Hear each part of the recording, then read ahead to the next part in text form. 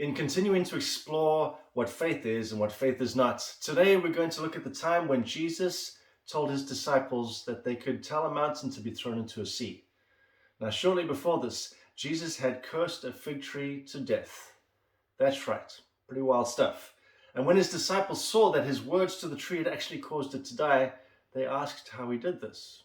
Then Jesus told them, "I tell you the truth. If you have faith and don't doubt, you can do things like this and much more." Astonishingly, Jesus told his disciples that they could do what he had just done and much more.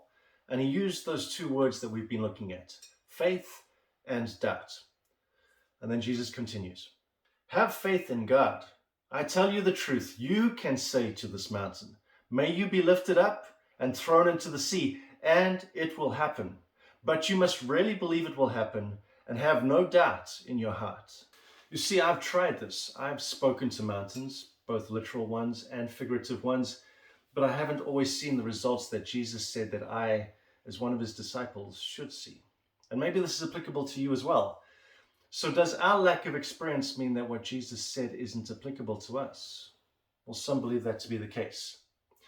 Let's look at more of Jesus' ministry for help with this. You see, for example, the fig tree isn't the only thing that Jesus spoke to and it obeyed him. "Be quiet! Come out of the man," Jesus ordered. At that, the evil spirit screamed, threw the man into a convulsion, and then came out of him. Amazement gripped the audience, and they began to discuss what had happened. "What sort of new teaching is this?" they asked excitedly. "It has such authority, even evil spirits obey his orders." Or how about this? After leaving the synagogue that day, Jesus went to Simon's house, where he found Simon's mother-in-law very sick with a high fever. "Please heal her," everyone begged. Standing at her bedside, he rebuked the fever, and it left her.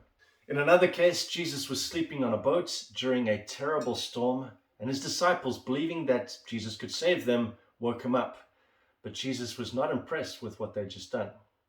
Jesus responded, "Why are you afraid? You have so little faith." Then he got up and rebuked the wind and waves, and suddenly there was a great calm. The disciples were amazed. "Who is this man?" they asked.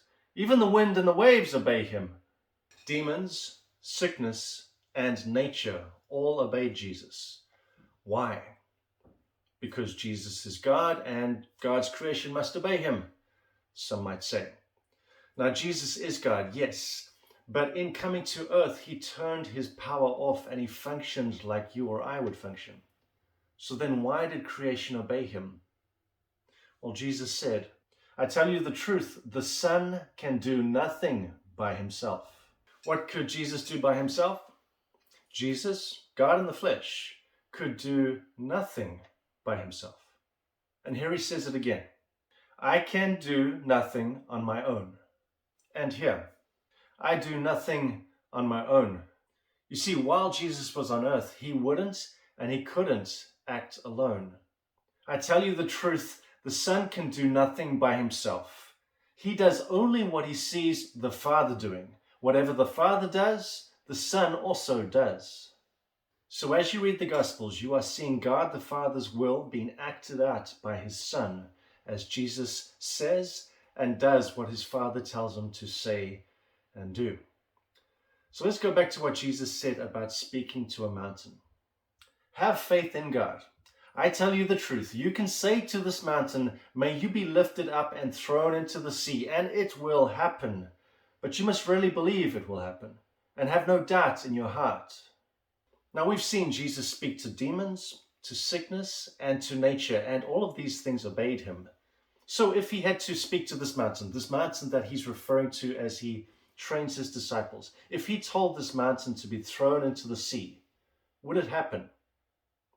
Well, yes, it would. But how would it happen? Well, firstly, Jesus would only do this if his Father told him to.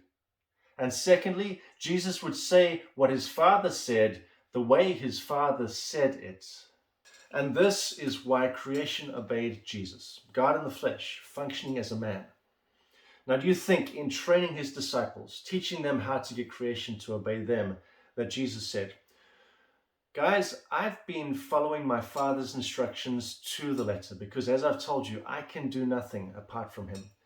But now, as I send you out there to continue the ministry that I've begun, I want you to say whatever you want to whatever you want. And as long as you have faith, it will obey you. No, He wouldn't say that, because our faith cannot function apart from what God says to us. Just like Jesus said, I can do nothing apart from my Father, He also said, apart from me, you can do nothing. Faith cooperates with God. By faith, we're working together with God to see His will done in our lives and on this earth. Now, if Jesus intended for His disciples to speak to things without involving God, why did He start His explanation on why the fig tree had obeyed Him with, have faith in God? Jesus is not telling His disciples or us that we can move objects by sheer willpower. Jesus is saying that for us to see the impossible done in our lives, we must have faith in what God has told us to do or say, and then put action to that faith by doing what He's told us to do. You see, this will move our mountains, both literal and figurative, not by our power, but by God's power as He responds to our faith in what He has said. I like something that Keith Moore said.